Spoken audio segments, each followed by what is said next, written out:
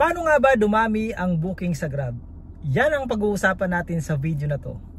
Hi guys, ako nga pala si Battered Husband, ang inyong Grab car driver. Sa video na to, pag-uusapan natin kung paano natin pwede mapadami ang ating booking.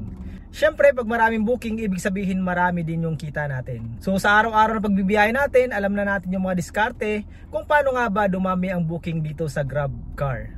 Pero bago yan, sa mga hindi pa nakasubscribe, please subscribe sa YouTube channel natin and i-click yung notification bell para updated kayo sa mga videos na ginagawa natin. Nga pala, meron din tayong Facebook page account na Battered Husband and meron din po tayong TikTok account na Battered Husband din.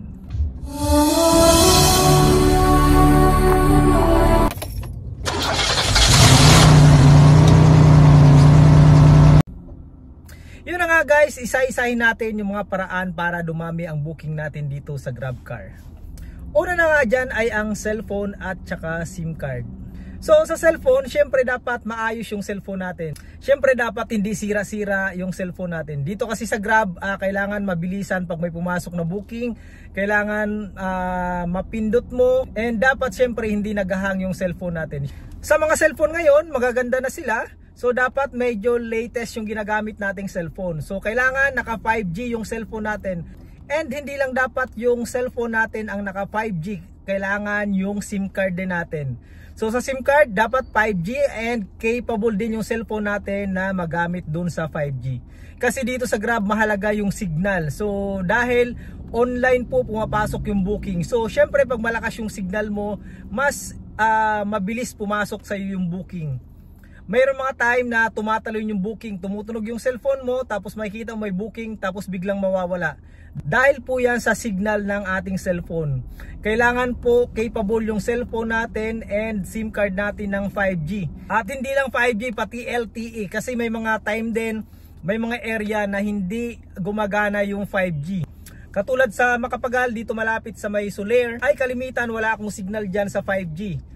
Kaya gumagamit ako dyan ng LTE. Sa Baclaran, minsan ganun din, nawawala yung signal. Kaya minsan nagda-downgrade ako sa LTE pag walang signal na nasagap yung aking 5G. Nga pala, ang ginagamit kong cellphone ngayon, yung pag-video ko at saka pang gamit dito sa GrabCar ay yung iPhone 15. Yung basic lang ng iPhone 15. So far okay naman. Pwede siya sa 5G at saka sa LTE. Yung signal niya maganda naman. Kaso minsan yung smart talaga nagloloko, wala tayong magagawa doon.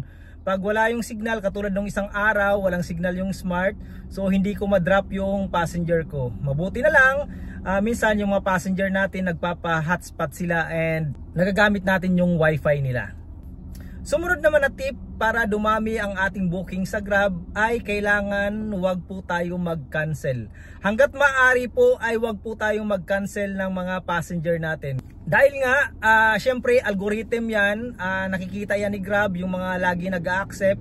Ako kasi naka-auto-accept ako. So bibihira ako mag-cancel, yung mga alanganin lang at saka delikadong lugar lang ako nagka-cancel. Pero hanggat maaari, hindi po tayo nagka-cancel. Kasi nga, pag tuloy-tuloy kang bumibiyahe, nalalaman din siguro yan ni Grab na marami kang booking na na-accept and mayroon kasing rating yan.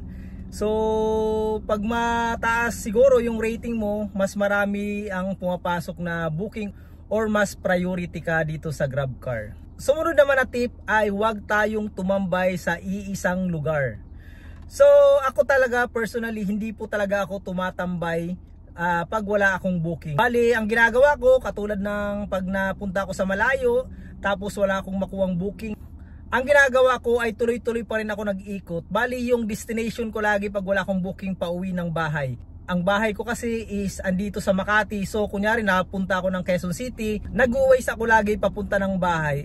And syempre dahil tuloy-tuloy nga tayong bumibiyahe kahit wala tayong booking, tumatakbo pa rin tayo. Pero pinapasukan naman tayo along the way. Hindi naman tayo na i-stack ng sobrang tagal na walang booking. Tuloy-tuloy naman po yung booking dito sa GrabCar. Pinakamatagal ko na walang booking ay mga 10 to 15 minutes siguro na pag-iikot. Kalimitan lagi ako pinapasukan agad ng booking. Minsan nga hindi ko pa nadadrop yung passenger natin ay mayroon na kaagad pumapasok na booking. Araw-araw po yan, bibihira po talaga na matenga tayo ng sobrang tagal. And nasubukan ko rin dati tumambay, dati matagal na yon, tumambay ako dito sa may malapit kay Diwata, dati tambayan pa ng mga grab car yan dahil nga malilim. So yun nga, 1 oras, 2 oras bago pasukan tayo ng booking dahil nga ang dami rin nakatambay na mga driver dyan. So paunahan kung sinong pasukan ng booking dahil nga tambak-tambak kami doon. So yung pangatlong tip natin, kailangan wag tayong tumambay, lagi tayong mag-ikot-ikot kahit wala tayong booking. Sigurado yan, hindi man tayo mazero, laging meron po talaga yan booking. Pang-apat ay wag magpatay ng app. So ito, nasubukan ko talaga to. Minsan pag lumalabas ako ng 5 o'clock, tuloy-tuloy ang booking yan hanggang hindi ko pinapatay yung app. Minsan kasi pag naihi tayo, pinapatay natin yung app. And then yun nga, nagkakaproblema. Minsan matagal tayo bago pasukan pag nagpatay tayo ng app. Kaya ang ginagawa ko, mabilis lang naman umihi, hindi tayo nagpapatay ng app. Kahit may booking tayo, saglit lang tayo sa gasoline station, tapos ihi lang tayo. Huwag talaga tayo magpatay ng app.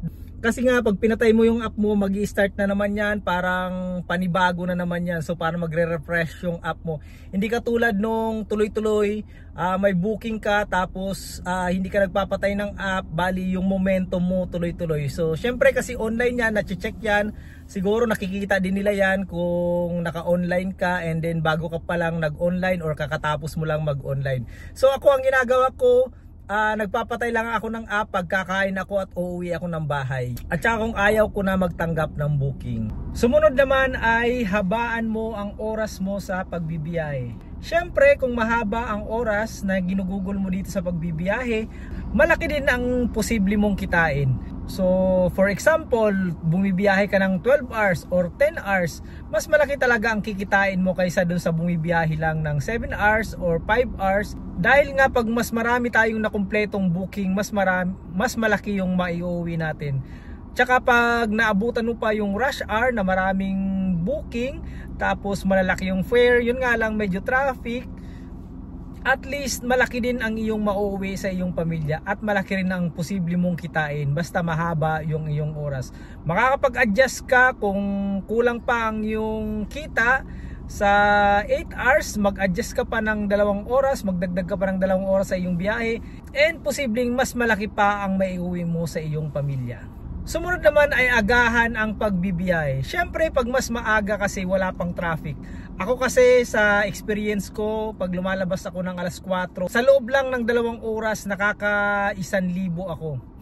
Unlike pag lumabas tayo ng tanghali na, yung 1,000 ay inaabot ng 3 hours hanggang 3.5 hours bago natin makuha yung 1,000. So kung maaga ka lumabas, mas mabilis kasi wala pang traffic. And mas mabilis ang pasok ng booking, tapos malaki yung kikitain natin. Mag-adjust ka na lang sa tanghali, kung wala masyadong booking, umuwi ka muna ng bahay. Tapos biyahe ka naman sa gabi pag wala na masyadong traffic. So makakapag-adjust ka talaga at malaki talaga ang posible mong kitain pag maaga ka bumiyahe.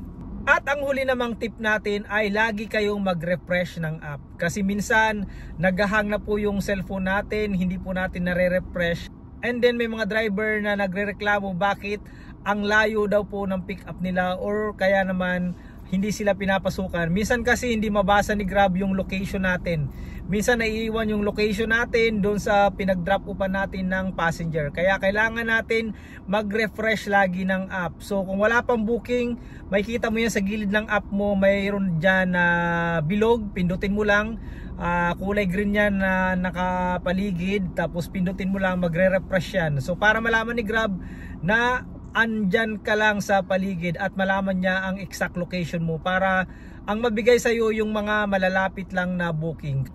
Kasi minsan napapansin ko yan na hindi nadidetect ni Grab yung location natin. Nag-notify naman minsan na i-refresh daw natin yung app kasi hindi niya ma-identify yung location natin. So kailangan natin lagi mag-refresh, huwag natin kalimutan i-refresh yung ating app.